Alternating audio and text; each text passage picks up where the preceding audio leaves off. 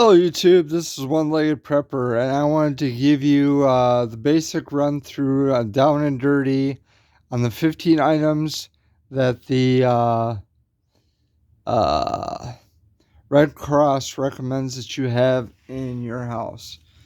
Starting off in the front corner, I dug out my multi-tool before I went to dialysis, and once you know I can't find it. So that knife there is representing a multi-tool. That's the first item on the list that you should have. The second item on the list you should have is good old greenbacks, cash. Just in the event that the electrical system went down and nobody is taking credit cards or debit cards or anything like that. Number third item that you should have is a good blanket. This is a wool Vietnam style blanket. Very, very nice. That thing can be sopping wet and it will keep you warm. Always a good thing to have. Another thing that I would definitely throw in there for good measure is a hat, because we know the 64-degree rule. If it's colder than 64 degrees, your body can't relax enough without your head being covered. And next, I have water, which represents water. The Red Cross says 1 gallon per person per day. I say it's more like 3 to 4 persons per gallon a day. And you should have enough for each person in your house. So let's just say 3 gallons. So it's me and the kid prepper. So 6 gallons a day for 2 weeks.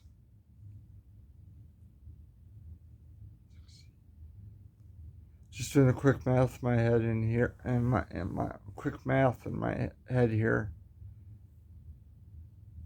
That should be 64 gallons of water, and I definitely have that. So and the reason why for so much water is you're going to be cooking, you're going to be cleaning, you're going to be washing your body. And if you have questions about hygiene during such a time, see my toiletry bag, which I also have in this video. I don't have it spread out, but you can go back and take a look for that. And then we have non-perishable food.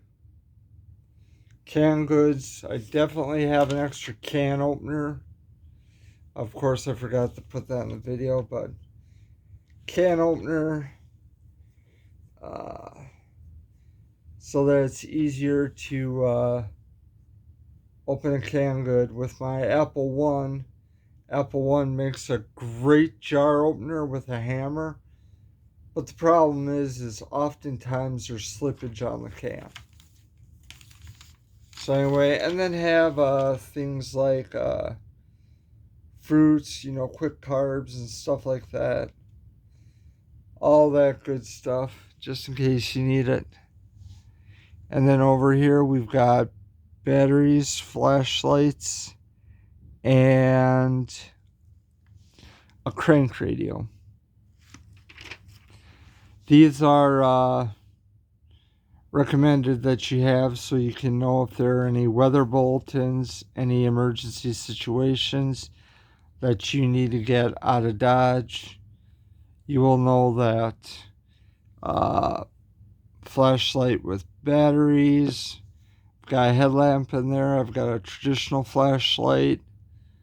All with batteries, so we're good to go in an emergency notice. And then a first aid kit. This first aid kit is made by Refuge Medical.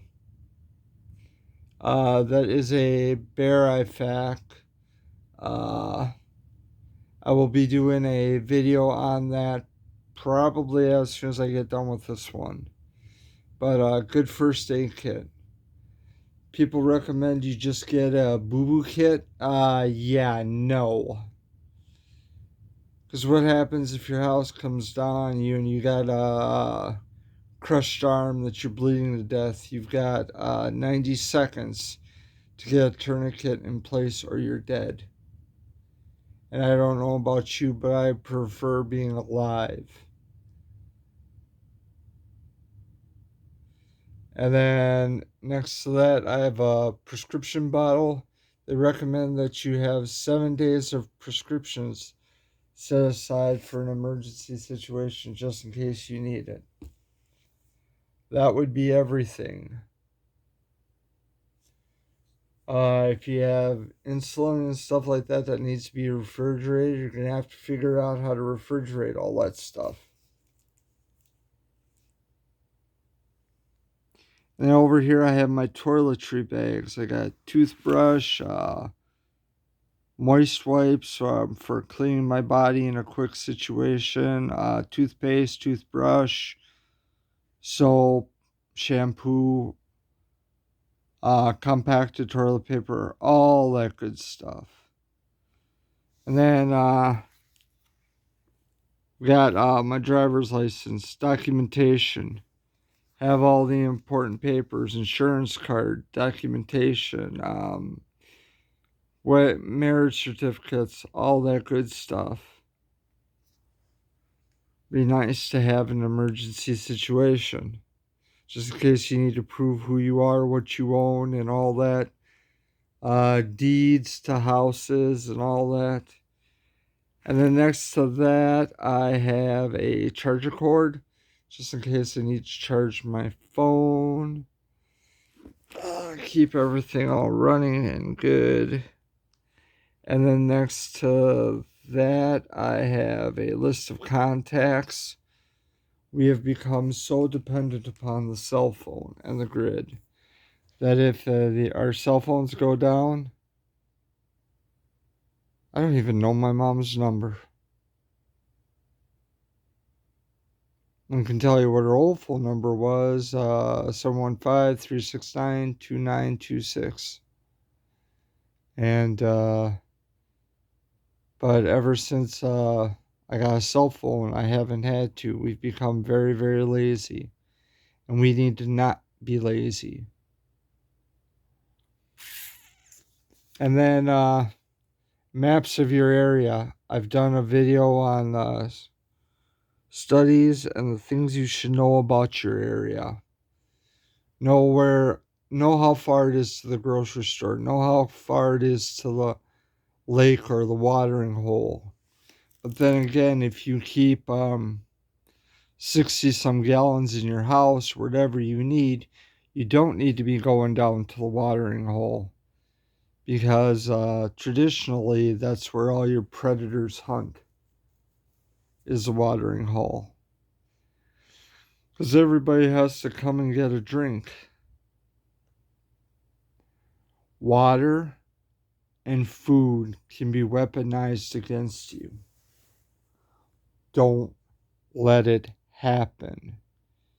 It's best for you to come at positions of strength. There's a reason why I have this first aid kit, just in case I can't go to the hospital. This works on the March algorithm. And massive bleeding, head injury, hypothermia, respiratory,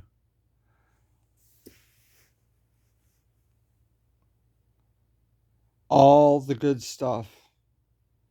There's a tourniquet on the outside that I keep out here just in case I need to grab a tourniquet real quick.